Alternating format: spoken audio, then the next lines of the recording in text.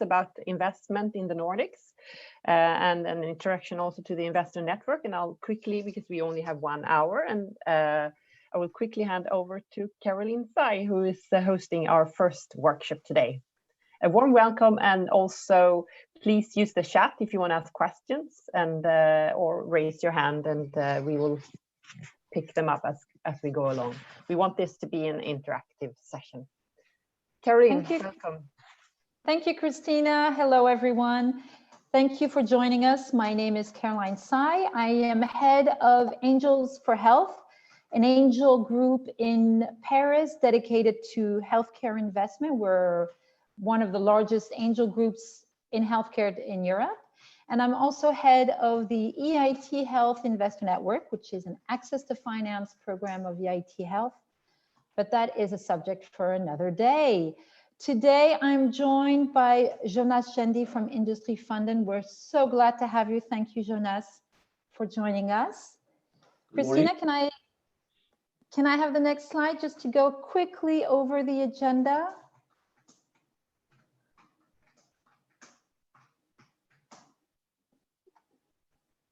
There we go. So as you know, today we'll have 1 hour together to look at the global equity scene in the Nordics. You are most probably all startups raising money or planning to raise money or have already raised and preparing a next round. So it's important to have an overview. And as we go along, we'll be also taking a look at what's happening in the rest of Europe and the differences between the Nordic and the rest of the European equity scene. So, Jonas, thank you for joining us and for giving us your insight. Can you tell us a little bit about who you are, about Industrifonden, and where you appear in the equity scene? Of course. So my name is Jonas Jendi. I work for Industrifonden, and Industrifonden is a Stockholm-based venture capital fund. We were set up by the Swedish government 40 years ago, but since 20 years, we operate strictly on commercial terms, and we operate only in a venture capital format. So we are an evergreen venture capital fund, and we have two focus areas, tech and life science, and I'm a part of the life science team, of course. And the way we work is that we have a mandate to invest across the Nordics. So we do not make new investments outside of the Nordics, but we do invest across the Nordics. The Nordics, not including the Baltics so far, I should say. Our focus in terms of life science is quite broad. We include everything from medtech, diagnostics, definitely digital health or health tech, and of course, therapeutics. We are stage agnostic, we say, but in practice, our new investments would fall into the category of late seed or Series A, which we translate to a sweet spot of investing at least 1.5 million euros in the first step. Definitely could be more, and then have an opportunity to invest more, up to at least 10-15 million euros over several steps. And of course, we've learned the great importance of being part of strong syndicates. So it's always an important consideration in terms of what kind of syndicate is the company putting into place, and who are the people with whom we will invest. That's an important consideration. Right now, we have 16 companies, 16, in our portfolio of life science companies across the Nordics. Most of them are Swedish. I would say the emphasis of the last couple of years has definitely been on therapeutics. So that's where most of the capital and the number of companies fall into. But we have invested across, like I said, all the different verticals. One phenomenon over the last couple of years, from our perspective, which we share with many others, is that we've been able to support some of our portfolio companies in going public. So we've had, I think, 5 IPOs from the life science portfolio. And right now we have 3 companies on the main market in Stockholm, 1 on the First North, and 1 of them was acquired. So there was 5 last year. New Evolution, a Danish company, was acquired by Amgen last year after being listed. So we work quite a lot with the public markets, but our focus is, of course, being active owners in the private market. But we have learned to interact with the public market because in Sweden and in the Nordics, it's a very important funding mechanism for life science. And I say funding mechanism because an IPO, from our perspective, is a funding event. It's not an exit. It's not a liquidity event, because that's the way the things work. But sometimes, as in the case of an evolution, of course, it leads to an exit, which of course is the ultimate objective. So that's Industrifonden quite quickly. We're a team of 5 people on the life science side. Myself, I've been working here now for 3.5 years. I have a background as a business degree, worked for BCG a long time ago, and then for a number of years I was CEO of a company coming out of the Karolinska. So I have the experience of going from an idea in the academic world, finding angels, and then raising some VC money and building a business in Sweden, and then taking it to America. And then it was acquired in America or by an American company. And so I had the experience of that little journey. And after that, I've worked as a board director both in private and public markets before joining Industrifonden. So that's very briefly my background. Thank you, Jonas. So you have quite an overview of the Nordics and the equity scene. When we speak to investors in Europe today, they say there's a lot of cash flowing around in Europe for startups in Series A, Series B, and even public money, loads of public money, especially with the COVID situation for seed stage companies. How would you assess the situation in the Nordics? Is it very similar to the rest of Europe? Is there lots of cash flowing for life science companies, or are they struggling? Well, I should say, first of all, that I wouldn't claim to have data enough to compare the Nordics to the rest of Europe. I don't have really comparable data. I would say also that I definitely don't think that the life science companies in the region feel that they are swimming in a sea of capital. Given the funding needs for each individual company, they are definitely always fighting for funding. But having said that, you're right. There is I would say a good climate of risk taking among investors, all the way from the angels, from the fairly small early stage investments to the public markets. But as I'm sure we will discuss more in the Nordics, particularly perhaps in Sweden, the VC stage of things, the venture capital stage of things, is quite limited in terms of number of deals and number of funds. So it's definitely in many ways a challenging landscape. And as you mentioned, the grants landscape in terms of EU grants of various kinds is, I think, quite an important factor, and it has become, I think, more accessible. So that's definitely an important source of capital for the early stage companies. But everyone is, I mean, most companies are struggling. It's definitely tough to raise funds, because I would say my view in the Nordics, or definitely Sweden, is that there are quite a few companies. I mean, it's and so of course they struggle, they fight for funding. There's not venture capital or risk willing capital for everyone. Yeah, well, I mean, in Europe in general, we know that only about 30% of companies go from C to a Series A stage. So it's difficult for anyone.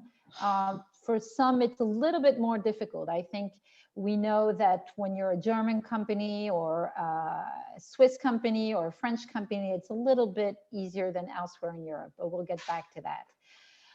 In terms of volume of investment in life science, the Nordics is in 4th position in Europe after the UK, Germany, and France. So it's quite a good position to be in. And we know that life science is the 2nd largest investment focus in Europe after fintech. So I think the Nordics, have not much to envy others.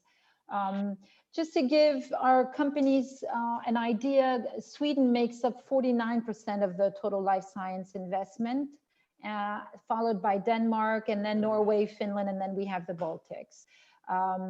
I was surprised to see how much tech investors, and that Sweden was most specifically health tech oriented compared to Denmark, which is more therapeutics. So might be interesting for therapeutic companies to go and Swedish, for example, or Norwegian companies to go after Danish investors. Just to give you an idea as well, quick figure, in 2019, all sectors, Nordic startups raised about 3 billion euros, 1/3 of which came from foreign money. So they are foreign investors investing in companies in the Nordics. However, the size of the deals are smaller than the rest of Europe. On average, it seems last year in healthcare was about 1.2 million compared to a 1.7. And I recently saw figures for French healthcare companies in 2020. The average deal was about 2.5 million. Why do you think that is, Jonas? Well, it's a good question. I'm not sure. I suppose that the numbers are driven by the very early deals made by angels and incubators. And in a Swedish perspective, they are definitely small in this range. And I think perhaps one explanation is that more of these deals are actually communicated. So they're shared by they're available in the databases. I'm not sure everyone is as diligent reporting these small deals from private investors. So I think it's it's not easy, but it's relatively speaking easy for a Swedish or Nordic life science startup to raise the first million euros from incubators, accelerators, and angels, and they often work together. That is not the hard part, but getting above that, the larger amounts is obviously much more difficult. I would say there's clearly a gap, and there is one important investor called Almi, which is to a large degree government funded or EU funded, but they operate on commercial terms, and their deals are in the range of €1 million when they participate. So that drives up that number, but larger, it gets tougher. Okay, yeah, definitely. Well, I mean, if in the rest of Europe, even though big investors say there's a lot of cash flowing, I still find there's an issue at the bridge and Series A stage. There's still a lot of competition and not a lot of winners. So definitely the same elsewhere. Christina, can we have the next slide, please? So of course, to our audience, if you'd like to ask questions as we move along, please feel free to raise your hands and we'll give you the floor to ask a question to Jonas or myself. So if we take a look, I simplified this, but to give a look at the equity scene in dilutive and non-dilutive, it's more or less the same in the Nordics, of course, as in the rest of Europe, except for number 5. That really is a very distinct characteristics of the Nordics, but we'll get back to that. So obviously the angels come in, and I think in the Nordics, it's the same as the rest of Europe. They come in after the 3 Fs, the friends, family, and fools that invest in companies. The grants as well, you have regional public grants, and the ones who are a little bit later in their development stage can go for European grants, and then the family offices, and we'll get to the VCs. Next slide, please. Christina, thank you. I know that there's a lot of a large ecosystem, and this is just to give you a quick overview of the Danish ecosystem. And of course, as you mentioned, they are the accelerators, the incubators, the crowdfunding as well, and the awards and competitions that companies can apply to. So I think all the startups know their own ecosystem, and I invite them to really go out and discover what is out there. And from what I gather, next slide, please. Networking is a big thing, I think, in the Nordics, maybe more than elsewhere, just because there are a lot of hidden investors. The business angels, it seems, are in the Nordics are both very, very local. I know that the Stockholm Angels, for example, do not invest in companies that are more than 100 kilometers outside of Stockholm, which to me is a little bit surprising, but loads of angels in Sweden. In Denmark and in Finland, for example, I think they have less angels, but they're more national. Danban has about 90 angels, and they function in they really share their deals. They have two major hubs in Denmark, and they share their deals. So it's quite a national organization. And this is what is very different from the rest of Europe.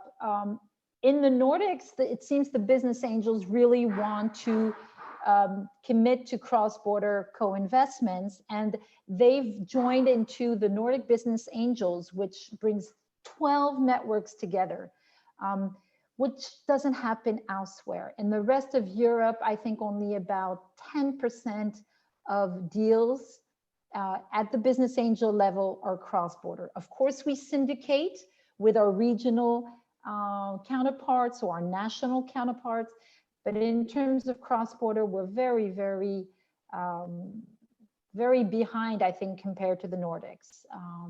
So I invite all the companies to go directly to the Nordic Business Angels and try to, if you do have an investor that's interested, ask him if he's part of the Nordic Business Angels, and ask him if your project could be shown to the rest of the angels across the Nordics. Family offices, from what I've heard, Jonas, but tell me if you know about this, from what I've heard, loads of high net individuals and rich family offices in the Nordics. Well, not as much as in Switzerland is my first comment. That's our experience, but yes, of course, but there are quite a number of individuals who are wealthy and who have become wealthy perhaps quite recently by taking a tremendous amount of risk, and they intend to keep taking risk, which is great. So I think there's a very entrepreneurial environment in the Nordics. But it is, so that's great. But it is worth noting that most of these individuals have not made their money in the strict or the classic life sciences. It's much more likely it comes from the tech side of things. A number of sectors that have done extremely well in the Nordics and generated some very nice fortunes, which supports all of our work. But they come with a certain mindset, and it's always a question, an issue, how that mindset translates into life science investments, and how what do they expect and what their point of reference is. And I think that explains why, as one of the explanations why we have a strong pipeline of health tech companies, because they are more readily understandable for people who did their careers on the tech side of things, and makes them more attractive. Whereas classical biotech or therapeutics cases are less attractive, or at least much more difficult to comprehend if you come from a different industry. And in terms of family offices, some of them organize themselves in terms of family offices, but I think it's a soft border between family offices and business angels in practice. Okay, yeah, and that's one also the differences from the rest of certain European countries is that in the Nordics, I haven't come across any specialized business angel network in healthcare. Like we have like Angels Santé, or like Med City Angels in the UK, or Swiss Angels for Health in Switzerland, or Angels for Health in Germany. So there are certain countries that have specialized groups of angels that can invest in therapeutic companies. From what I understand, in the Nordics, it's general agnostic angels, which is an issue for early stage therapeutic companies. Do you know of any very specialized life science family offices? Do you co-invest with them, or? Yes, we do. I mean, it's more a matter of individuals, and some of them are very wealthy and can make large investments. I mean, we consider them semi-institutional, even though it's essentially one person. So of course, there are some such people, and they are very important. And some of them are building a track record of being more and more involved. So I would say there are some such groups, and also some organizations or businesses that work to consolidate them. So one example is a group called Society, spelled as society minus the O, which is doing that. They have a business organizing angels, and I think it's getting some traction. Okay, So obviously family offices in the Nordics, like elsewhere, are very private people, very difficult to find them. So that's why I invite everyone to really network straight from the beginning here, ask for introductions. The more you get a large address book, the better, because there are difficult people to find. So in terms of grants, of course, we have, as I said, regional, national, and European grants, H2020 grants of 2 million that you can go after.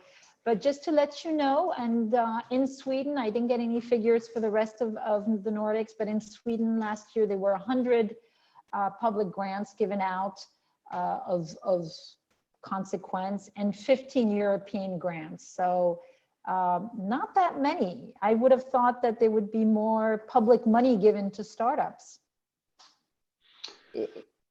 Well, I guess it depends on the definition. I mean, many of the companies that we meet, and some of them we have invested in, have received the Horizon 2020 2 million euros grant. It's a major factor in their plans, and many of them apply. But it's hard, of course, and perhaps Sweden or the Nordics are underrepresented in that direction. That would be interesting to learn more about.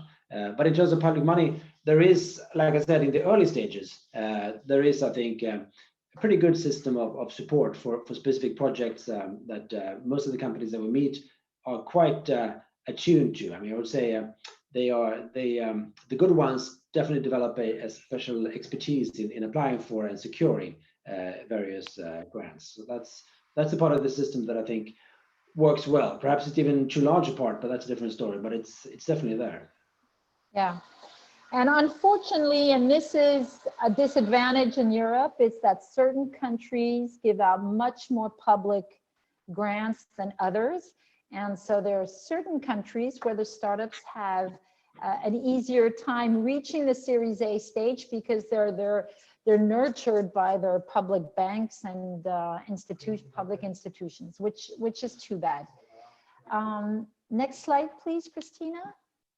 So it's too bad, but in a sense, for me, it makes the ones who get to the top much stronger than the ones who have been spoon-fed by public money. So the ones who go without it are stronger. This is just to give you a quick look of, and this, thank you to Industrifonden and their super report on life science. The sort of amount of volume in life science that was done by the dozen of investors that we all know in the Nordics. Actually, when we calculate 2018, 2019, it sort of evens out. But it seems that globally, when we talk about family offices and business angel money, globally, there has been a drop in therapeutic and health tech investments in the past year or so. Why is that, Jonas? Do you know? I think it's very lumpy. It will go up and down, and it's driven often by some large deals. When you look at the VC side of things, on the family office side, it's more difficult and the angels, it's more difficult to calculate the total amounts, and it should be smoother. But in terms of the VCs, it's driven by some large deals in the Nordics, because some deals are very large. So when we did this analysis, we came to that conclusion that it's more relevant to look over a 5-year period, because from year to year it will shift quite dramatically. But one thing to be clear about the VC funding landscape is that from a life science perspective, there are quite few active funds in the Nordics. So this is a historic view, but at the situation right now, there are some new ones that are promising to be quite active, such as Hadean and EIR, EIR, and some of the classics. But comparing 10 years ago, 15 years ago, there's definitely much fewer active specialized life science venture capital funds in the Nordics than there used to be. That's a major factor in the entire landscape we're working in. Yeah, but indeed, I calculated there were about 10, next slide, please, Christina. There were about 10 specialized life science VCs. And if we know that there's indeed a drop in life science deals, do you think there's still space for larger VCs in that field? Or is it overtaken by the tech investors? I think the market is never wrong. So of course we have the optimal number of funds, so the capital will flow to where it can be best used. So I think the harsh reality is that the number of companies in the Nordics that are truly Series A ready and worthy is not huge. So I think for those who have what it takes, there are funds to talk to, and of course there are funds across Europe that are willing to do the trip or take a Teams meeting for a great opportunity. So I think the system is kind of working, but the number of funds has been reduced, so it takes more effort to find perhaps the funds outside of the Nordics. So in our work, what we do, a lot of our effort is about building relationships to specialized, very expertise based funds across Europe, to work with them to co-invest in the companies we want to invest in or have invested in already. So it's a matter of leveraging the European level funds, because I would say we see such great value in working with people who are specialized in some sector, some part of the life science space. So it's better to find such people if they are in Switzerland or Germany or France, Belgium, than working with more generalist investors. So of course we pride ourselves in being specialized in life science, but we are on some level generalists as well. There's only 5 of us in the team, whereas sometimes we find teams that are truly specialized in one subsector, and that makes a great difference. So I think the system should be looked at a European level to get the kind of level of specialization that I think it takes, particularly compared to America, where I personally don't have that much experience from the investment side, but I know that the degree of specialization is much more elevated. Absolutely, absolutely. And indeed in Europe, and this is the subject for another day, but there are quite a number of very specialized life science funds in biotech. Some do only biotech, and when we talk about the investor network and our investors, they're all life science investors. Some are agnostic in life science. They will do biotech, medtech, digital health. Others are specialized in digital or biotech. But what I've noticed is that when we introduce Nordic companies to these investors, and you were talking about Series A's, if we have a Series A Nordic company, in terms of stage development, for European investors, they're not there yet. And I agree, they're not there yet. So maybe instead of saying that you are raising a Series A, maybe say you're raising a bridge round, because indeed, when you say that you're raising a Series A, investors, and especially if you want to go for European money outside of the Nordics, then they will expect you to have reached certain milestones. And very often that's not the case from what I've seen. So I agree, we have the same experience. So hence the term late seed stage is an important part of the journey. Yeah. And just to allow our audience to understand, it's true that the sizes of the funds in the Nordics are somewhat smaller to the rest of Europe.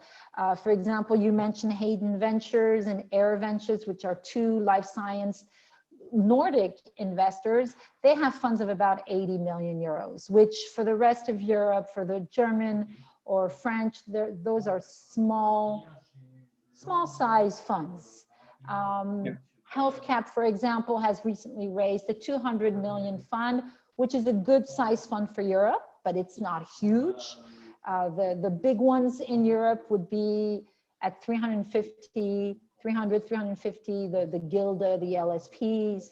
Those are what we call the big European funds, which are smaller than the big US funds. But so it's important to understand that I think if companies are not successful with the 10, 12 investors in the Nordic, it's okay. It's not that they're not good, it's just that they don't meet the investment thesis of those investors, and that there are other investors potentially outside of the Nordics that could be very well interested in them. But there's one consideration that I think is very important that we should mention here when we say life science. And I mentioned that Industrifonden has a mandate or a strategy to work across the different subsectors, such as diagnostics and medtech and digital health and therapeutics. But most funds, I mean, I made a big deal out of the fact that they are specialized, which is good. But what is also true is that they're mostly specialized on therapeutics. So for raising funds in, for example, in medtech, or if we call it classical medtech or diagnostics, it is a fact that there are quite a limited number of funds in Europe that have that as part of their focus. So I mean, that's a major factor. We made an investment in a diagnostic company about a year ago, less than a year ago, and a Stockholm-based company. And well, it's clear that great as they are, when they went out and did their late seed round, there weren't that many funds that were would even considering making such an investment. We did, because we have that approach, and we did it knowingly in an almost contrarian manner, because there is a challenge in terms of building syndicates going forward. So I think it differs a great deal across different subsectors, where therapeutics or biotech is, I would say, the best or most amenable area in terms of specialists being out there.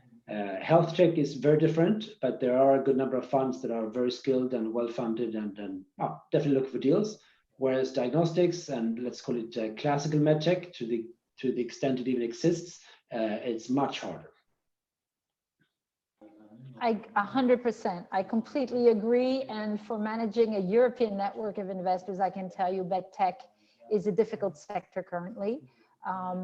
But strangely enough, even though there are not that many large medtech, agnostic medtech investors, I have investors who are super specific, like medtech class 2 medical devices for cardiovascular diseases. You know, how more specific can you get?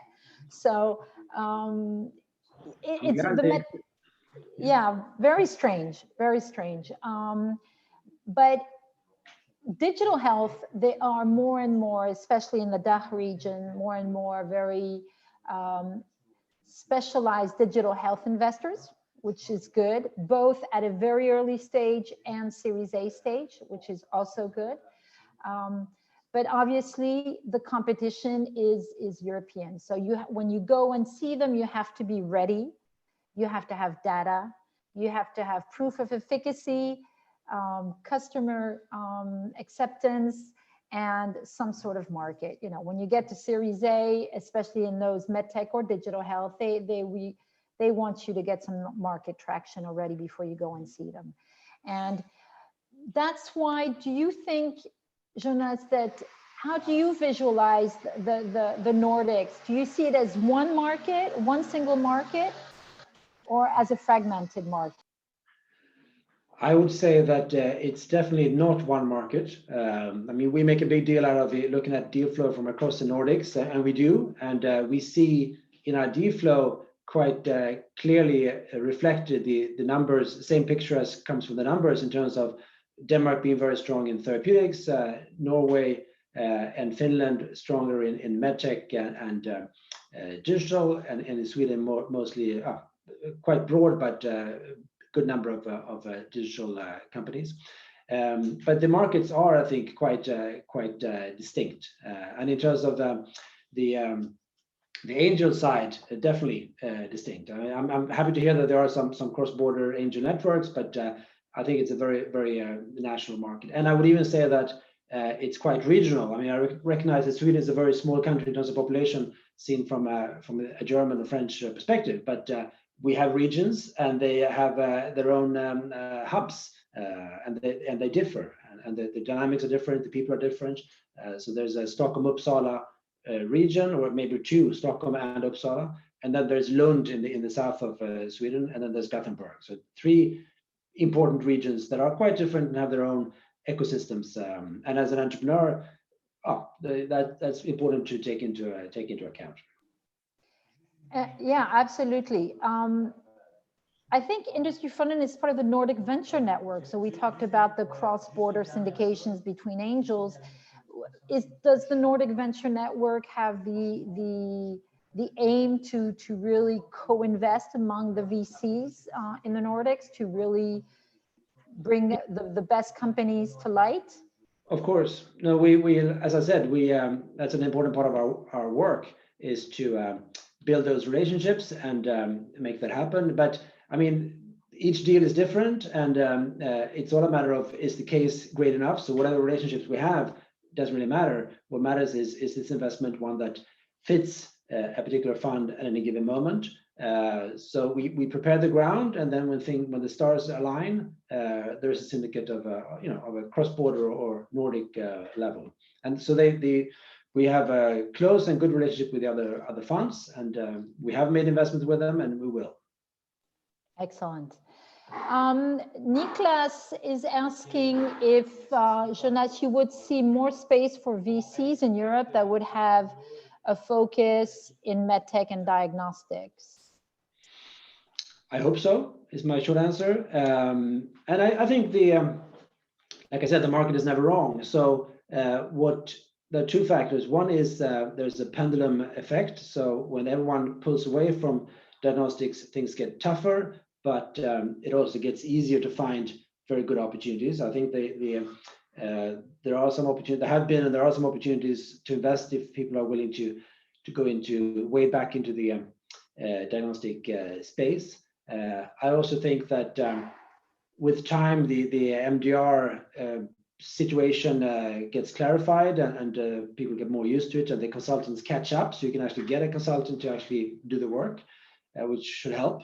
So working through that should put things in a better position as well. And then, as always, it's all about the inspiring examples. So it doesn't take that many examples of exits and think people will rethink. So I think the onus is a bit on the companies as well. We need some breakout stars to make this happen. And from a Swedish perspective, it's so clear that there are a few companies in the fintech. You mentioned fintech. There are a few companies in fintech that really have been great successes, such as Klarna and iSettle. And there are others, but those are the ones who have definitely made it on a global level. And that inspires so much action and investment. So it's that kind of pattern that it really takes. These are extreme examples, perhaps, but still examples matter a great deal. Yeah. So diagnostic, there are investors out there, and diagnostic, especially that allows home care and patient monitoring. That's a big thing currently in the investor scene. But I'd like to remind all the startups that in Europe, only about less than 1% of companies get access to VC money. So it's not just here that it's difficult everywhere. And I'd like everyone to remember that. Okay, next slide, Christine.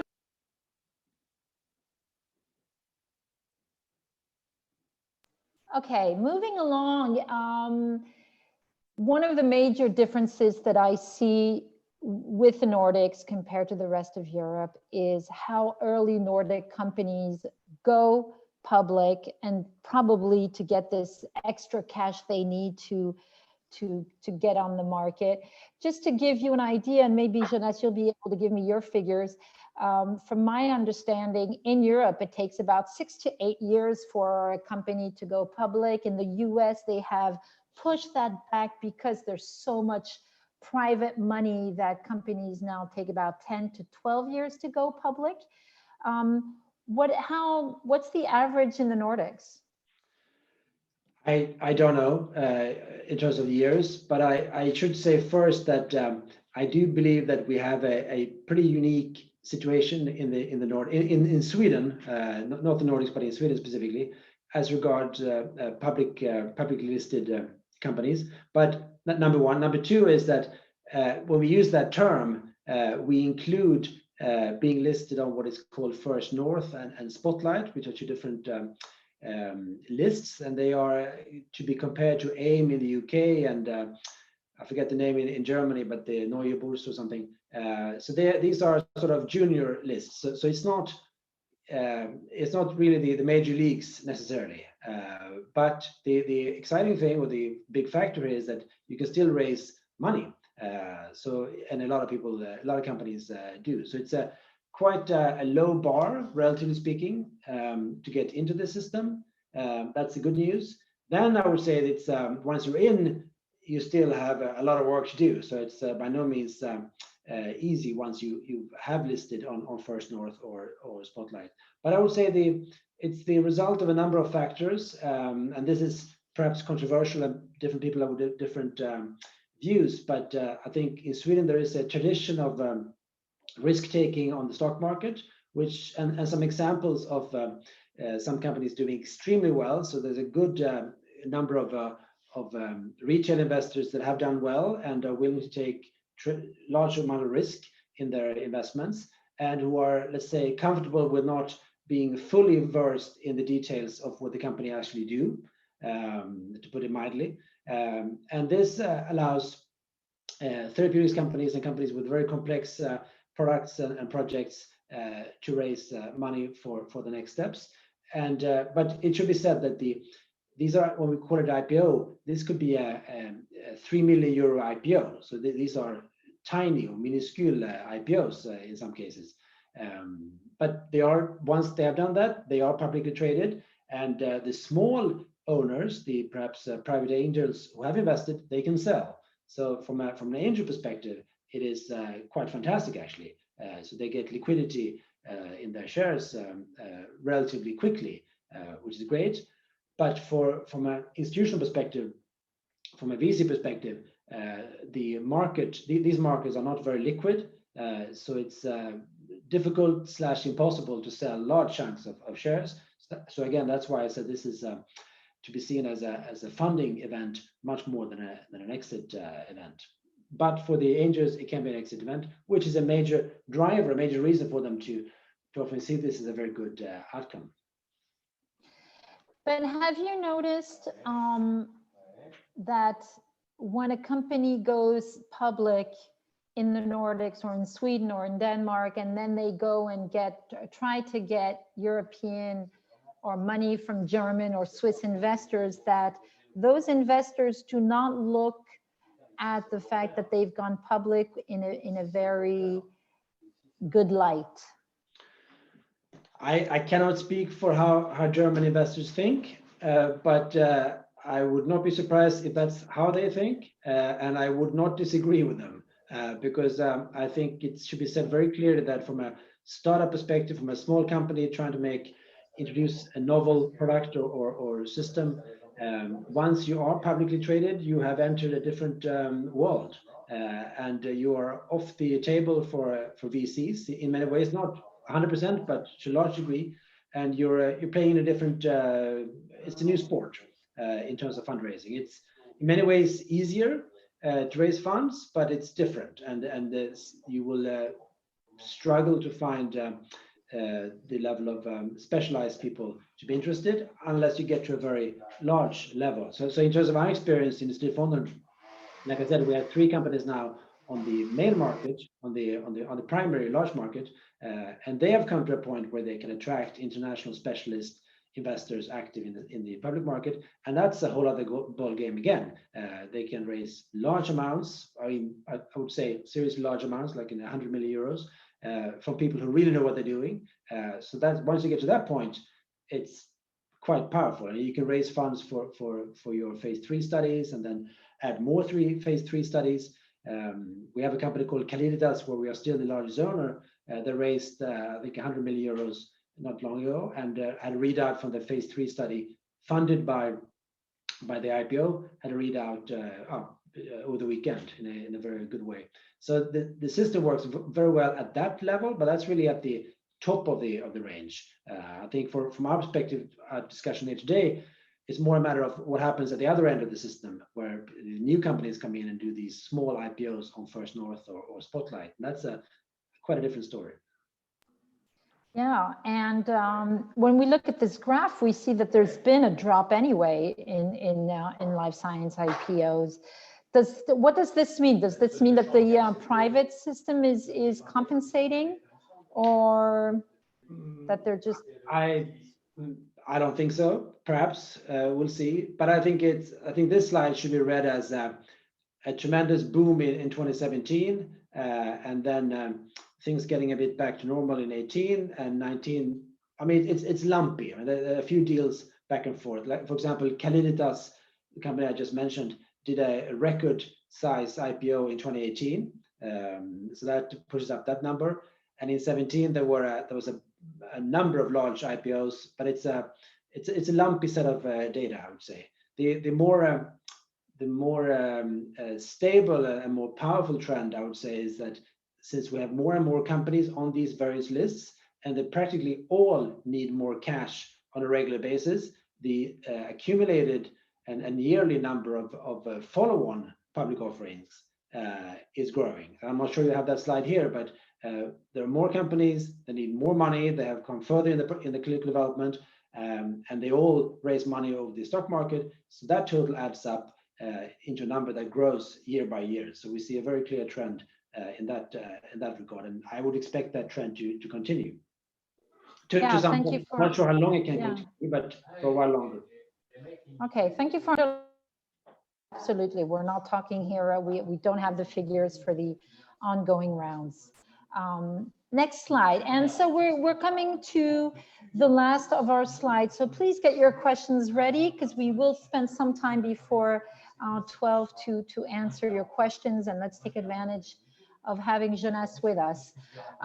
Valuation, even though the COVID is here, it seems that the valuations have risen in 2020. They've continued to rise, as we can see from this graph in Europe.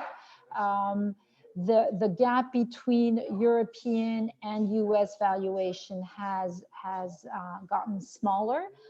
The other day I was talking to a Danish investor who said that for him in Denmark, the valuations were also going so high that they were starting to take a look at more Eastern, like in the Baltics, because they felt that the valuations were lower there. But do you feel that in the Nordics, it's still is the valuation lower than in elsewhere in Europe? And can this be a doorway to attracting more European funds? Jonas? I think it's very difficult to get a comprehensive take on that, but I would say that from our perspective, when we meet startups, they have been funded by angels normally up to the point where they come to us. It's not the fact that we see them as being undervalued, let's just put it that way. So valuation is always definitely always a discussion to be had. And when we reach out internationally or across Europe, comparing, I would say that the Nordic companies are not undervalued or valued at a low level. That's my experience. But it's not like I have 100 data points. These are individual discussions. But I would say again, back to the opportunity or the possibility of doing an IPO at a very early stage. It is a fact that over the last 5 or 7 years, many companies that come to the VCs, come to us and come to others, and they are good. They have something great going on, but we do not agree really on valuation.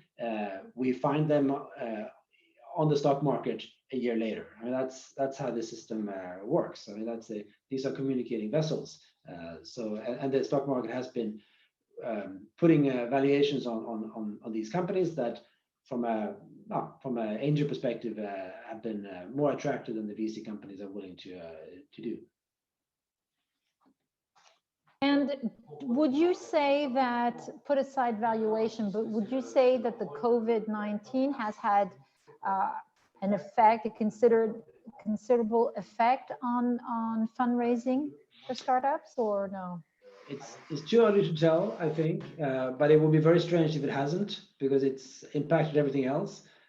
So I think a major all these events that normally are a very important format for getting to know people and build relationships that ultimately lead to deals, even though it may take a while. I mean, they're not happening; they're just happening digitally. So I think it's a huge damper on the whole ecosystem. Absolutely, but there's a lag. So I don't think we've seen it fully. We still have a nice deal flow, but I think a lot of great entrepreneurs, a great number of great companies are holding back and wait for an opportunity where they can meet us in person and present the case and with more excitement, I would say. So it's definitely a major hit to the whole system. And of course, a major driver here is that the companies that we have invested in, they all have been hit by delays in terms of clinical trials, etc. So, and that in turn will hit return on in the funds and will make people have to readjust valuations, etc. So, of course, it's a big hit to the system. Yeah, this is what I've noticed elsewhere. Indeed, in Europe, companies, some of them have stopped their fundraising altogether because they know that they've been hindered from going to hospitals to do their clinical trials. So they haven't reached the milestones that they should have to go out for funds. So they've stopped altogether. Some of them have taken the advantage of pivoting or really thinking again about their market access, their clinical trial strategy. So it's been super useful for them. And some of them have thought that I'm not going to go out because there's some investors who are going to challenge my valuation and try to get some lower valuation because of the COVID. Yeah. What I've noticed is those are not the good investors to go to. Most of the good investors do respect the fact that your valuation is not going to plunge just because of the COVID, except if you really, really have lost an incredible, market share or whatever. So be careful when you go and see certain investors. They're not all the, if they start discussing your valuation too much, then stop discussions. And in terms of investors, what I've noticed is at the beginning in March, a lot of, well, let's say a nice third of my investors would say, we're going to stop incoming deal flow and we're going to concentrate on our portfolio just because we still have funds to give to our portfolio companies and to save them in case they need. It seems that companies have been extremely innovative and have adapted quite well to the COVID, not all, but a lot of them. And so now investors are starting to, again, take a look at incoming deal flow. And strangely enough, we know that VCs like to see the teams and have them come into the office and talk to them. But I have some quite large investors who've said they've done their first complete remote deals. So in a sense, for me, it's great because I think that in Europe, we're breaking down the borders and the barriers we have among countries. And if investors are capable of having completely remote deals, then that means they might look a little bit further out than just their own country or their cross-border around their own country. So hopefully this will change things, and companies from anywhere in Europe will be able to get access to funds with new investors. So this comes to the end of our presentation.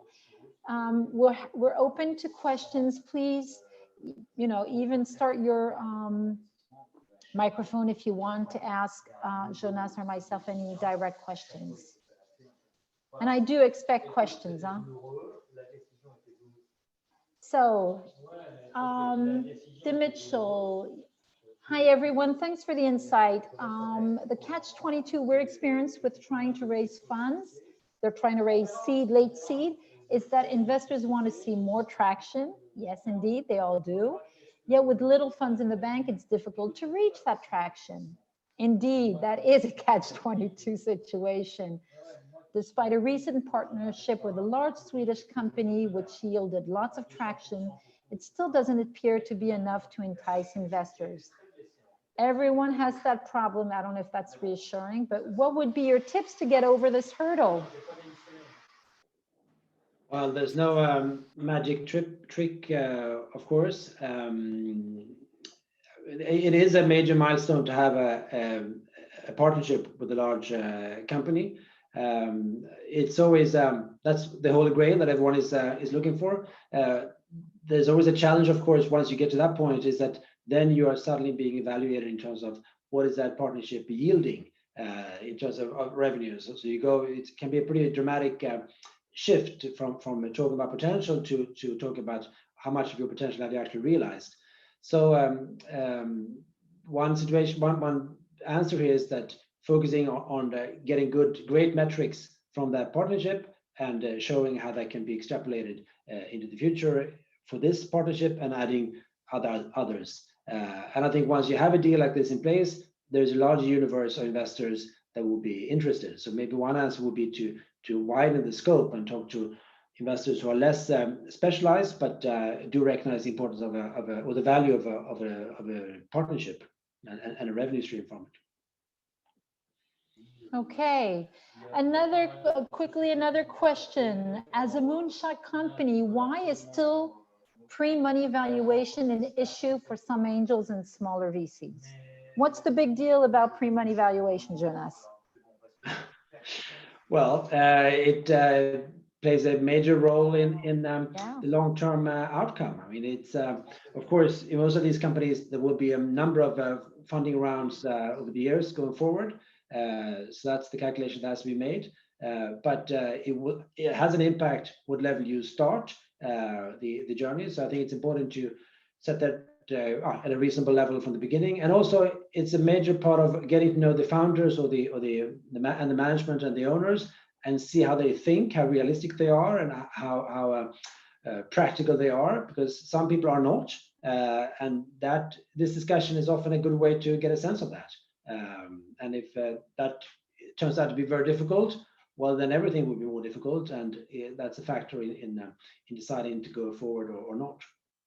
So that I think is as important as the actual number in some ways. But of course, the number has to be within a certain range for sure. Yeah, no, and just Victor, it's important for angels as well. Very, very important for angels. You know, it's a question of how much you're paying for a piece of the pie. So, and again, when you go see an angel, you know that there will be 3-4 successive rounds. So it's very important to get it right from the beginning. Thomas says, is there a preferred strategy when approaching any of the Swedish VCs, or simply go for all at once? Ooh, nice question. Well, yeah, it's a good question.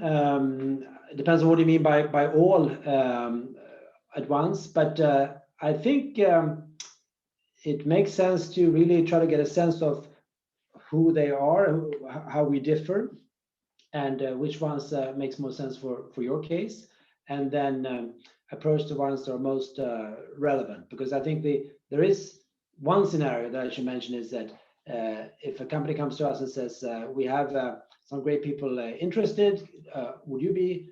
And if the other teams are, we know that they think, we think they think very differently from the way we think, that would be a negative factor. We think that's just going to be difficult. So contacting investors who you have reason to believe think in some degree alike, and specifically, some investors are long-term and are willing to invest over a number of years to really create great value, and others will be fine with being more conservative and taking less risk and making a smaller exit quicker, which is, I mean, that's not right or wrong, but they're different. And having alignment among investors on that point is, I think, very important. Yeah, and Thomas, just to let you know that this is such an important subject that our next episode will be on what are the tips to get ready to approach investors, whether they be VC or not, because there's a lot to be said. Last question from Mikhail. Pre-revenue in a digital AI medtech, what is a realistic amount to raise for the company's first pre-seed round?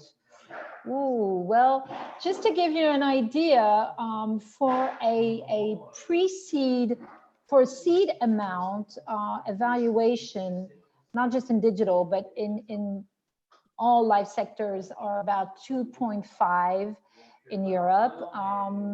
And for a Series A in MedTech would be a 7.5. But for a pre-seed, when you have nothing to show, no proof of concept, Jonas, what would you say? Well, you're in angel territory, I would say, and what happens mostly is that people raise money in several steps quickly back to back.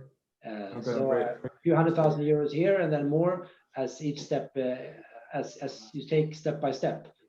I would say. So I think it's very important to think in terms of milestones, even though the milestones may be pretty small or not that tremendous, but a milestone is a milestone, and you can say now we've done this, and now we will do this, and then you say we have done this, now we can do this, and raise money in several iterations. I would say to get a number of. Can you hear me? So but I think you misread my question. Oh, I'm sorry. Go ahead. So, like, my question is, when you're in between a pre-seed and a seed round, but because of, I know that a lot of the focus here has been on life science. Like the revenue is so far in the future that you can easily, there is a round wouldn't have any revenue. But in MedTech, where does that limit lie? So we are pre-seed, or we just raised a pre-seed round of 8 million Danish kroner. But for the next, we're not going to have revenue for the next round that we need to raise a realistic amount before we hit revenue for that type of company.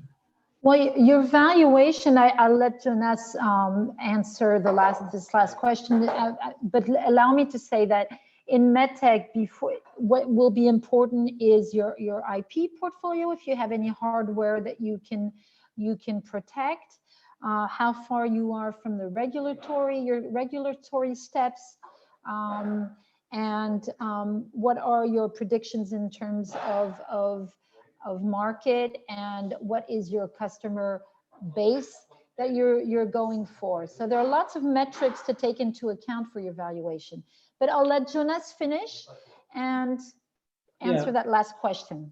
Well, what I would say is quite simply that you don't get that far with these terms. The way we would look at it is we would ask you what are your plans, what are the milestones, and what are the amounts you need in terms of money and time to get to those milestones. So if you have a credible case saying that if we raise this amount, we can do this and this by within 18 to 24 months, then it doesn't matter if it's seed or pre-seed or Series A. That is what are the milestones within reach, and then of course what are the further value inflection points down the road. But so I don't think the names of the stages are that important. But what is important is what is your journey looking like, what are the steps, and how much money do you need to get to the next important step in terms of value creation. Yeah. It doesn't have to be revenue generation. It could be regulatory approvals. It's proof of concept studies, data, partnerships, etc. Thank you, Jonas. Thank you so much for being with us and for your insights. I hope it was very interesting for everyone. I thought I had a great time and learned a lot of things. Thank you. We will be sending you a small survey to everyone. Please answer it. This will help us make things better. And we're giving you a little takeaway, a list of angel networks in the Nordics that we've put together for you. Please note that our next workshop on that very important question of how to get ready to go and meet investors will be on the 25th of November, and we'll have the pleasure of inviting Marcus Dietrich from Hayden Ventures. So please sign up, join us. And Jonas, once again, a big thanks. Thank you very much. Pleasure. Thank you. Christina, thank you for the organization. Thank you. Yeah, thank you, Caroline and Jonas and everybody else for participating. Great to have you here. And we will send you an invite for next event on the 25th, and then there will be one on the 8th of December as well. So you have a lot to look forward to. Thank you very much. Great. Take care. Thank Bye-bye. you. Thank you. Bye-bye.